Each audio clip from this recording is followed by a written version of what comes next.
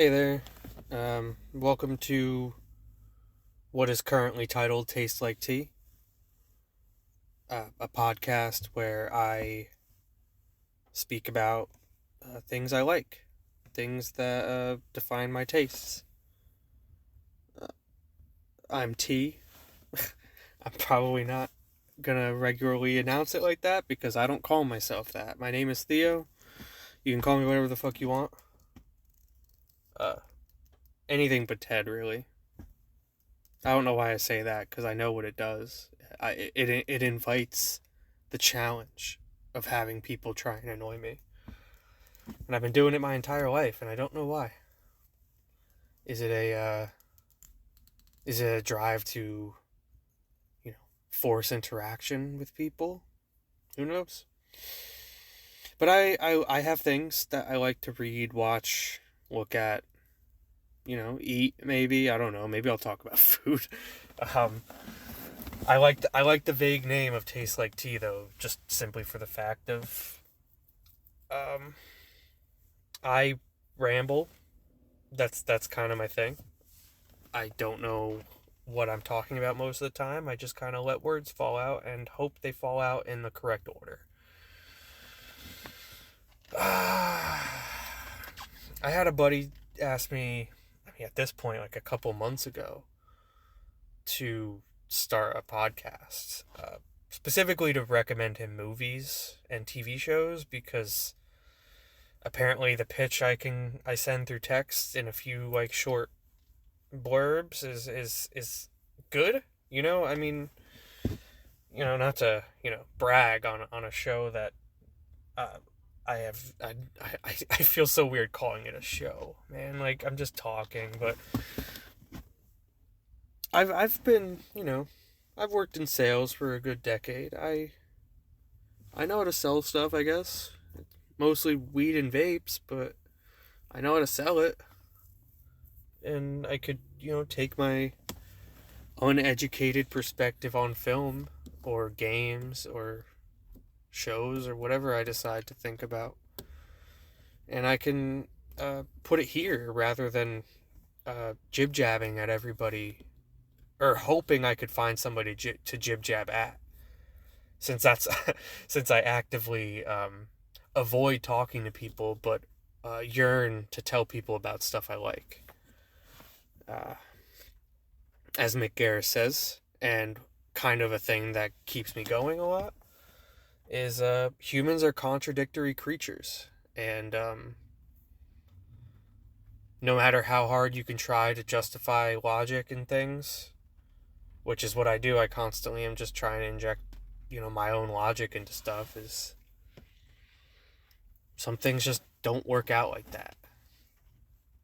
And humans love to contradict themselves. I'm a walking contradiction. The fact that I hate I'm not go into a tangent about hypocriticalism. Hypocrites? Hypocriticalism. The fuck? Hi. Um, I don't know. I pressed record. I decided to go with what my partner told me to and, just call this Taste Like Tea. It was going to be Taste Like Ted, but Lex is like, why do you keep, you know, putting the name you don't want to hear into titles of stuff? And I think it's again just to get you to try and get me annoyed by a thing that, on some level actually annoys me. But when I've learned to not externalize my annoyance of, I don't know. Well, I watch movies, right? That's kind of been my thing for the last, I'm nearing 2 years now, which is kind of wild to say. Once we hit August, that's like 2 straight years of just movies, not everyday movies. That's a thing that started the end of December, unofficially, officially the beginning of 2025. But since the beginning of 2025, I have watched at least one movie a day. I average two. I can push up to 4 or 5. It depends. Days off when I'm not doing nothing versus the day I'm working and I need to do shit. Like I'm probably running to Walmart after this when my partner gets out. I'm probably just watching one movie today, maybe an episode of Twin Peaks. Um, I'm trying to watch through Twin Peaks for the first time. It's a hell of an experience. Um, I don't know if I'm interested in it because I'm interested in how significant it is culturally, or if I actually do care. I think I care. I think I'm just 30 years late to it, so that care is also, maybe subconsciously uh, an obligation. So I don't know, what the fuck do I talk about? I've been listening to podcasts. That's kind of why I thought I was comfortable doing this, because I've been listening to SF Ultra, which is just like an Irish guy talking into a microphone, presumably in a room full of what he describes as way too many manga that nobody wants to know about, or maybe just comic books in general. Look at that, now I'm just talking about a podcast on what is probably going to end up being the first episode of a podcast. Jeez. No wonder I don't have great retention rate on any content I've ever uploaded. I'm 6 minutes and 32 seconds into this recording, and I haven't talked about a single film yet, right? I talked about Twin Peaks for like 30 seconds. That's, I don't know. So that's the thing of why I don't know how to get started on this is, so obviously, I shouldn't say obviously, I use Letterboxd. I am a recent finder of it, and by recent, I mean about 2 years, basically when movies became my thing, because I found a place to do a thing that video games has never, or at least I've never found a thing for video games. I was always a video game person. I spent, I think, upwards of 2.5 years on the top of my friends list's achievement leaderboard, because for some reason I was just so dedicated on achievements and completing video games. And then I think I watched, or maybe I started listening to people talk about movies, and it gave me an understanding of how people can appreciate movies. One thing that I find annoying about the way I talk about movies is that I'll use the word movies and films interchangeably, and I try to avoid using them too much together. So like, I don't want to swap back and forth, but I also don't want to stick to one, because film is so much easier to type, where movie is so much easier to say. And the people I talk to sometimes, they exclusively use the words either of them, honestly, depending on who it is. I mean, I know one person that exclusively says films, and then I have one person that exclusively says movies. So it's just like a thing. Where am I going with this? See, that's the thing. I don't know. I don't know where I'm going with this. So the idea for the podcast, right? My buddy asked me to record recommendations for him, because I can sell something in a few minutes. And since I have been fully immersed in films of all kinds, I have a lot of things that I've seen that I haven't spoken about. Without Letterboxd, I wouldn't have spoken about it to begin with. I would have watched it, moved on, and sat with it for who knows how long. But getting it out has been great. I've been using Letterboxd as a journal, essentially, even though I don't always talk about myself. I don't always talk about a movie in detail. I'm not consistent with how I journal on there. It's just a place where I log a movie and I talk about something. Sometimes I make parallels. Sometimes I compare things to childhood memories. Sometimes I talk about the first time I saw it, if it's a rewatch. There's that joke about dad lore, and I haven't used social media as a genuine outlet for, I think, close to a month now. other than taking pictures, I'm trying to, learn cinematography, if you will. Look at that, more tangents. Podcasts, structure, why is it about movies? I watch a lot of movies, and up until now, my only real outlet is a dude at work who,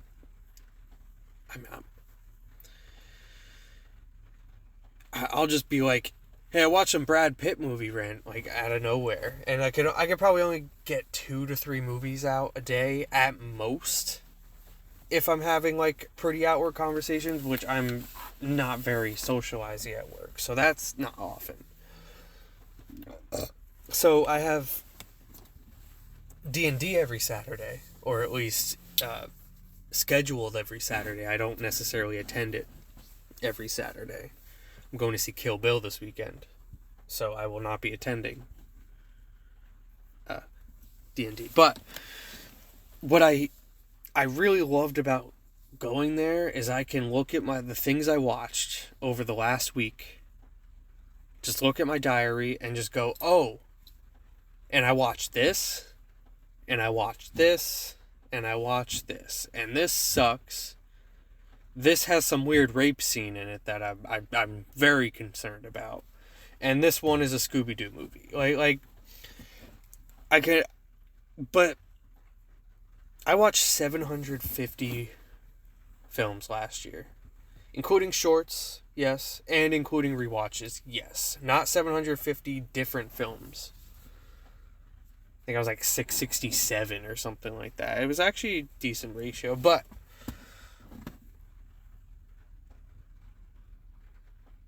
I can't talk about the upwards of 14 movies a week I watch. Like, I've recently been seeing that Mads, I don't know his name, Mads McKellen or something, the guy who plays not Dexter, the guy who plays Hannibal in the newer Hannibal,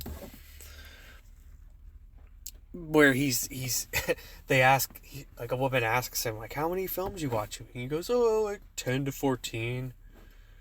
And they're like, that's far too many. And it's like, no, not really. And it's not. It's 1 or 2 a day. How long are you sitting on the couch staring at your phone? Just redirect that attention to the TV. It's at least better for your posture. Not me. I probably ruin my posture every time I watch a TV. But yeah, so, like, I watch a lot of movies a week. I can't talk about them all. So, my struggle with getting the first episode out is, where do I start? How do I establish a podcast? A first episode is seemingly important. I mean, as a person who exists, who's just going to be uploading things, I guess it really doesn't matter where I pick up and how I start it. But I can't not consider it. Consider what? I don't remember. I don't remember what I was just talking about. But what I do know is that starting this has been a lot of trouble. I've gone through 5 or 7 different attempts. Some of them up to like 30, 40 minutes of recording of me just going, nah, that's dumb. I'm not going to do it. And then delete it because I'm willing to do that for things that I don't like about myself. But I figured, Jesus Christ, how do you figure? Every week, if I could handle doing a weekly podcast, ideally every week, I would go back through my diary, look at the films I watched over the week, and, hypothetically just pick out a couple of them, because there's no way I have 20 minutes of things to say about everything I've seen, that I don't think that's possible. But at least like a handful, like a set of 2 to 4 standouts. But then I tried that with, and I'm not going to talk about it actually. So let's how about completely curveball it, right? I was gonna say let's do the whole week that I just did, but how about, is there a random button on this? Damn, of course there isn't. Let's look at my lowest rated films. There's not many. And by lowest, I mean like half stars. There's not many I put down. Two of the 5 Purge movies are there. I don't think I have a lot to say about that. I didn't really like the Purge movies that much. The first one, so what I did is I watched it in chronological order. Is that timeline order, right? So it really just takes the first Purge movie and puts it at the beginning, and then I think everything else just runs through straight up. But yeah, so I watched them in timeline order, which means I started with the first Purge. Oh God, am I really going to talk about the Purge films right now? God damn it, I didn't. But yeah, I guess so. So the first Purge, let's click on it.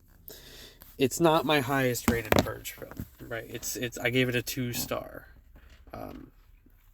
I will sometimes refer to my 2 stars as 4 out of 10s. I generally rate on a 10-point system, and I use the half stars to do that.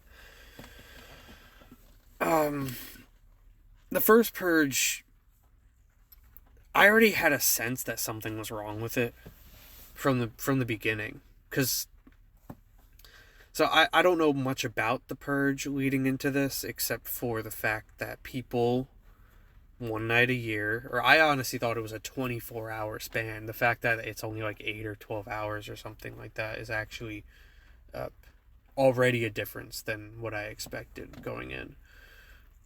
But it's a single night where everyone's allowed to commit violence against each other or do whatever they want.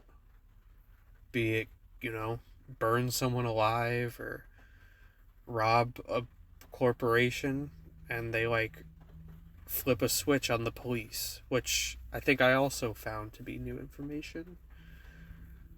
The police just kind of get turned off for the night. With the first Purge, man, when I watch this, June 24th, 2025. So we're looking at closing in on a year since I watched this. Not really. Closing in on, I don't know, 10 months, I guess.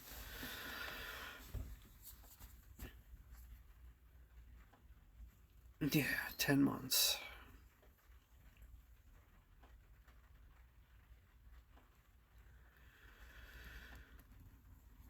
Why am I blanking on this? I'm sorry. Why am I apologizing to you? Fuck you. So they open the movie with people getting these, maybe it's not the opening, but the start of the Purge, the big thing about it was it's basically death race, right? So that's kind of where I was able to kind of ground myself in this world. Is it's the same idea as death race. It's gotten to a point where society and the violence committed on TV is so at a place, I don't know what that place would be exactly, that they are just okay with seeing people die because the government says so. Because somehow they convinced, I shouldn't say somehow because that's not it's too arbitrary, but they convinced people that certain people aren't people. And that they are just entertainment pieces, to put into a race and say, if you can kill everyone around you and not die for 2 weeks, you're a free man. But that's a lie anyway, Spoilers for Death Race. At least the Jason Statham ones.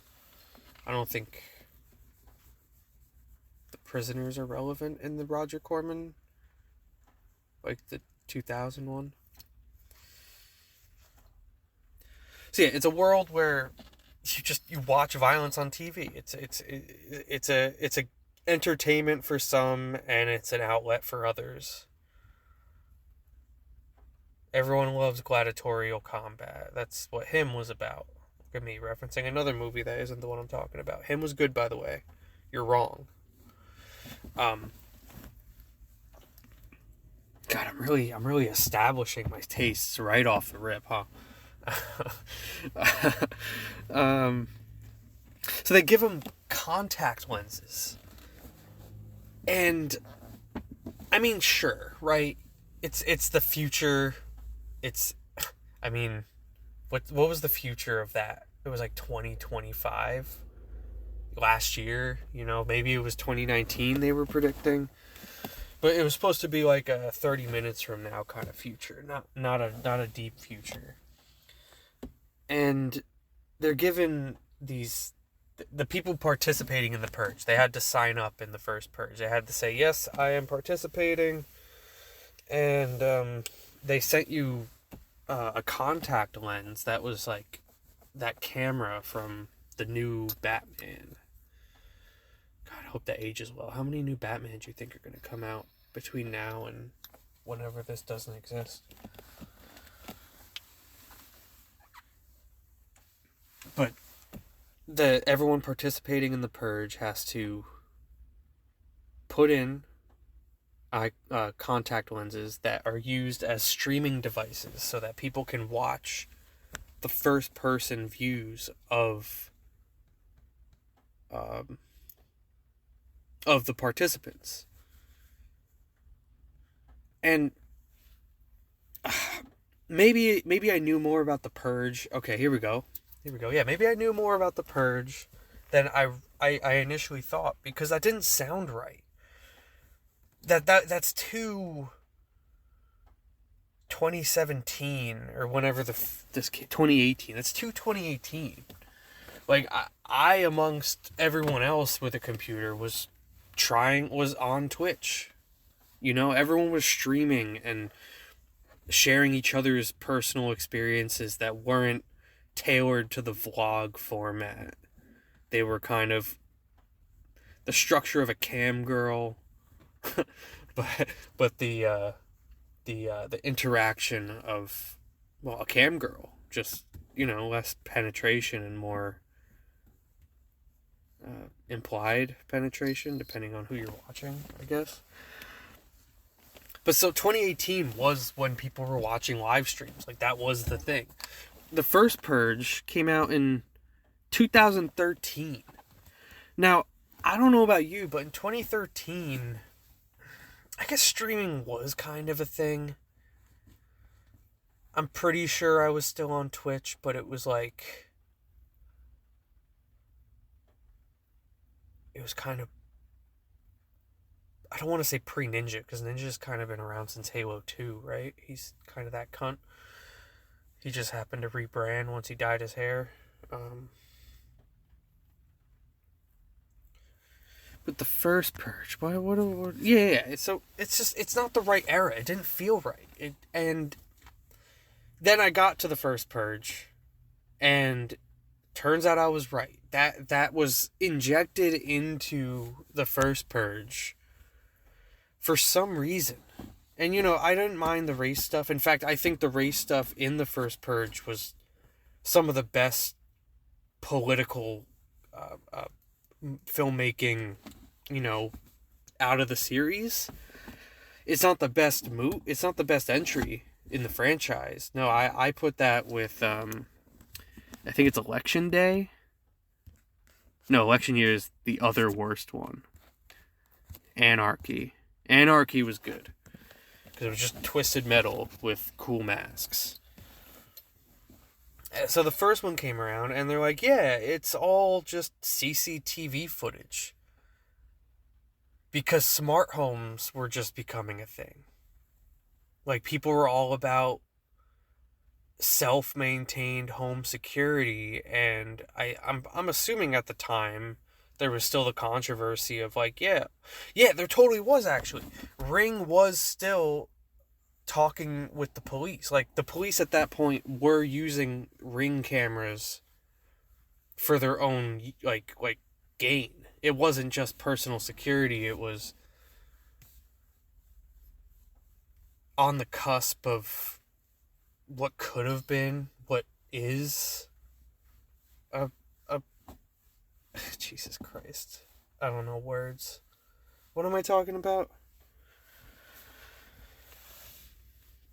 let's see. Let's see if I can go, speak outwards and try and realign my thoughts here. Because that's what you're getting. You're getting uninhibited 25 minutes, and I've talked about like a third of a really bad movie and a lot of just about myself. Enjoy. Imagine I just ended it right there. I'm just gonna keep talking about Purge, huh? So, yeah, smart homes. Ethan Hawke is like the CEO of a CCTV company, and his house is like the ultimate security system. And it's just showing that computerized security doesn't save you because the evil is within your community or some shit. I don't know. There was like some rich Swedish guys that came over and were like committing violence on them, for funsies, because it's a tourist attraction to go purge or something.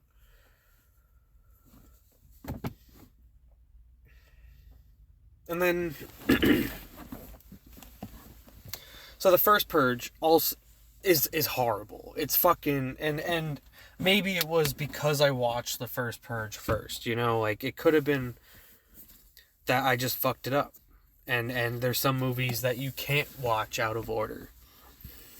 But The Purge was fucking bad. Let's see. I don't want to read through my thing, but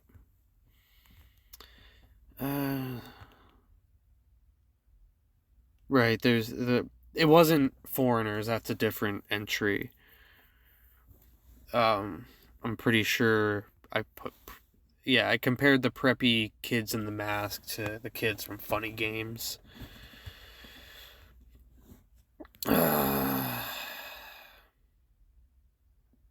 No, it's really just a bad movie.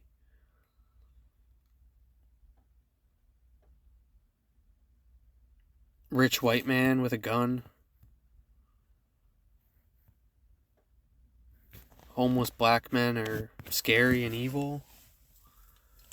The only thing scarier than eviler than a homeless black man is a rich white boy, I guess, is a thing. Because the mask guy. I don't know. So what's the second Purge movie? Or what's the one after that one? I don't know these. I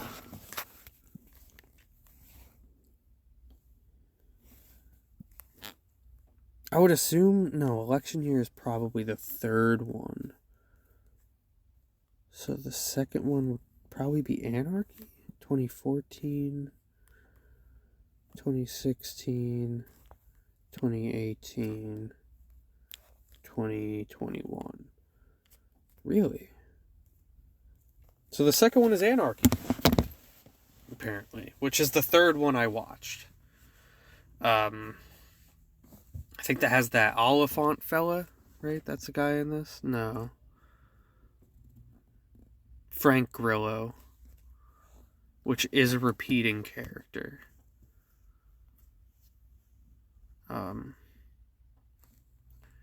12 hours, yeah.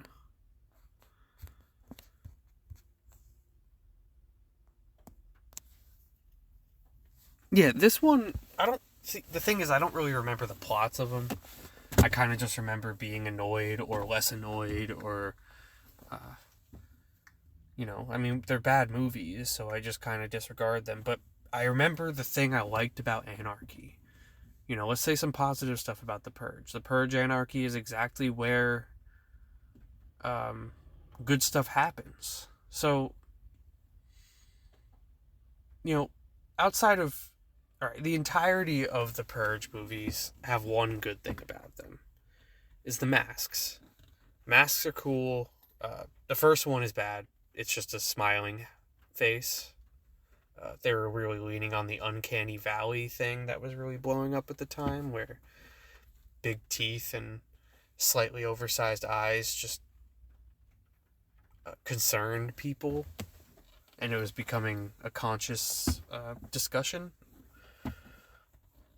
But other than the masks, which Anarchy has some of the best, not the best, but some of the best, Uh, this the film, it just felt like what I would want Twisted Metal to be.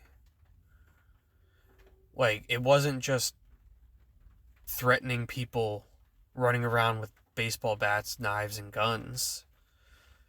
It was these groups of people in these tricked out, like, ice cream trucks. Like, I think almost literally, I'm pretty sure there was an ice cream truck that was just, like, modded out to be some Purge mobile. And there was just all these scenes of like, the guys walking around the streets and looking around and just seeing masked people hanging out with their evil looking vehicles, and it was the coolest shit ever. It literally makes the movie good, because I can't think of anything else. I think this is the one where Frank Grillo talks about how his family was murdered in the Purge, and he's using the Purge to get revenge.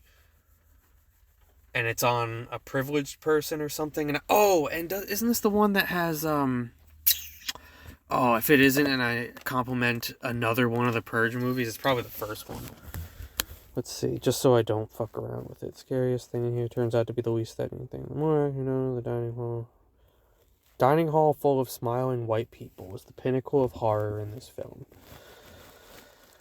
Yeah, I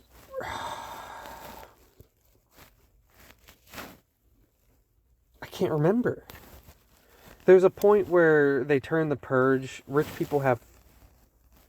They turn the Purge into a game, like a bet. It's probably not this one, but there's a point in one of the Purge films where I'm pretty sure it's that guy. So it's probably an election day. There's a group of rich people in like a glassed area, looking down on like a hedge maze almost, but the shorter ones that you can see over. I don't know if there's a difference. And they would just send poor people out to fight amongst the Purgers. Like they're like, survive, and the winner wins, and that's like their horse that they bet on. It's basically like Malcolm McDowell in Rob Zombie's 31, which I think I'm backpedaling by referencing that, since that's probably the more obscure of the two films.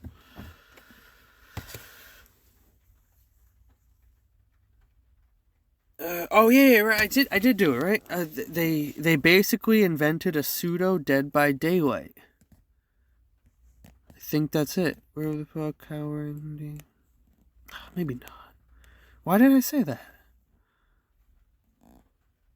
Oh yeah. The Purge to them is a literal game. People betting or buying in, but it says the same thing.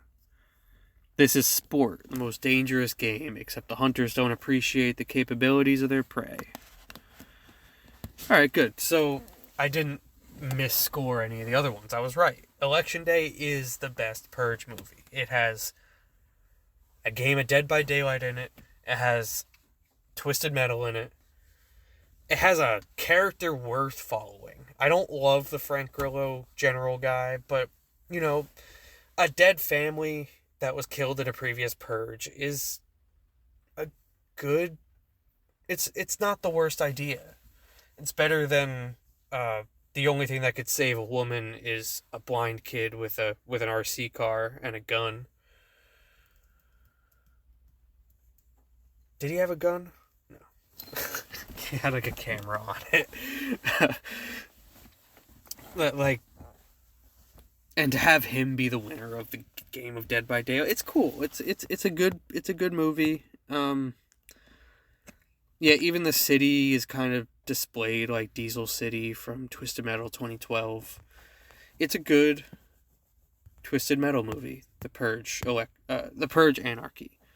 The Purge election year, that was the year that 2016. Is that when Trump first got elected? So American Horror Story did basically the same thing. There's the evil clowns that were running around that year.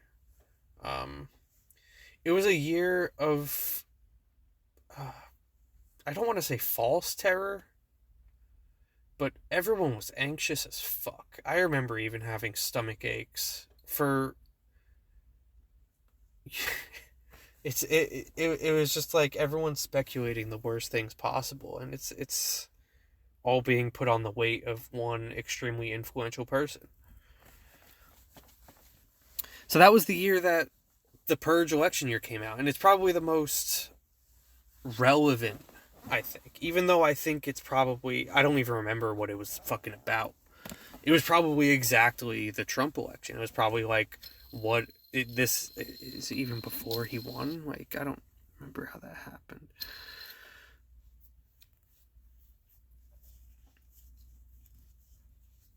Nazis and pedophiles are trying to be people. Yeah, so the government. That's it was really a good year to do it because everyone needed to question democracy a little bit. But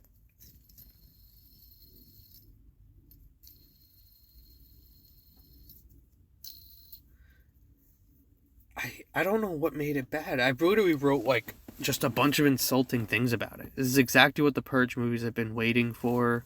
Unfortunately, the Purge Anarchy figured out what. Jesus Christ, I'm so bad at writing. Is it worth fixing a 2-year-old or a 1-year-old spelling mistake?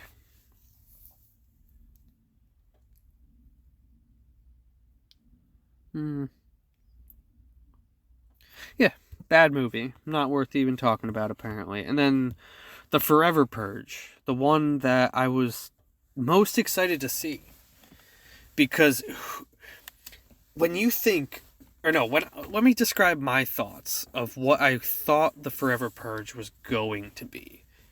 And as a person who had never seen any of the Purge films, whose only context is the poster, which, if I need to remind you, is kind of a mixture of... Jesus Christ. It's so cool. So it's a horse spray painted like an American flag, which is just gross, right? Like, that's just disgusting. Then the horse is wearing the skull of another horse as like armor. And there's a dude kind of like dressed as like a mixture of the Lone Ranger and Toto, like as one being, riding the horse holding an AK-47. It's such a cool fucking poster. And what it told me was, alright, since people want it, we're just never going to lift the purge, right? It's going to turn the United States into the Wild West. It's going to be... Would it be anarchy? I don't know, because I don't think the Wild West was ever considered anarchy. But there's... It builds an idea in my head of, like, we're kind of going round robin on society, and that the only place to go that's forward with all the violence that is with, like put into this lifestyle is, like, that it just always has to be there. It has to be a constant threat. There's not enough death to fit into a single day. And turning the country into a forever purge, I'm gonna keep saying Wild West because that's it. I was expecting cowboys with assault rifles because that's what the poster told me to look for. And I'm pretty sure that the guy on the poster has like 2 seconds of screen time. Like, he is so irrelevant to the movie. Like, at least some of the people on the poster, like the poster of the first one, the guy is literally like the main antagonist. That's the mask on the poster. Anarchy didn't have a poster on the mask on Letterboxd, at least. The poster for Election Day has, I'm pretty sure, the mask of the foreigners, because that's the one. That's the one where foreigners start coming in, and they're like, "Yeah, we love America because we want to, commit violence in your country, and we're happy that you accept violence here because that's what we want to do to you, because you want it. You want us to." And they run around wearing these weird neon layered America themed masks. So like one's wearing the ones on the poster, the one that looks like the Statue of Liberty, and I think one is like Uncle Sam. There's probably an Abe Lincoln, and I wouldn't doubt if there was a Nixon, but I think they wanted to stick with like the good guys of America to be ironic. Maybe a Clinton. No, I'm not going to get into that. But yeah, so like, I mean that was election day I just ranted about, but why couldn't they have just turned it into a Western movie? It could have been, and I don't even know if I wrote this. This is me coming up with this right now, or it's popping in my head right now. Why not immediately go like, America is going to officially be purging all the time, and then it goes to like a button being pressed, and then it cuts to like 5 or 10 years later, and it's just a Western movie. It's like that guy from the previous films I can't remember the name of because he wasn't whoever I was just talking about that has the gun. Fuck. Jesus Christ. What is his name? I said it 3 times already. Frank Grillo. Like, just have Frank Grillo or someone like him just walk into a bar or a tavern and be like, he lays his gun on the counter, takes off his mask and goes, like, let me get a drink. And the guy, like, points a gun at his face and goes, like, fuck you, and, like, I just make it a Western movie, and it would have been so good, but they didn't, and it's bad for it. And thus, not the worst Purge film, it seems. I gave it 3 out of 5 stars, 6 out of 10. But it's definitely not the best, and it should have been the best, because it could have been. Jesus Christ, 42 minutes? I think I spent 20 minutes on talking about myself, and 20 more minutes talking about the Purge.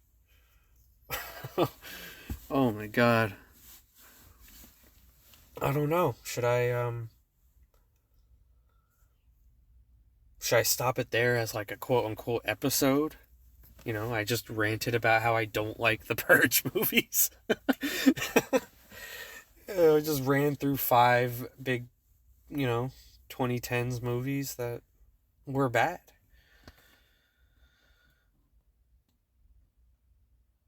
Yeah, I might as well. I'll close it there. Maybe I'll press record again immediately after this and talk about maybe something I like this time. Maybe not. It's a gamble. It's a gamble. So if there is a next episode, you should press play on that. And if not, you should ask me for another episode. I'm sorry about this noise. This is an exaggerated version of it. I'm wearing a hat. And my microphone is in my ear because earbuds.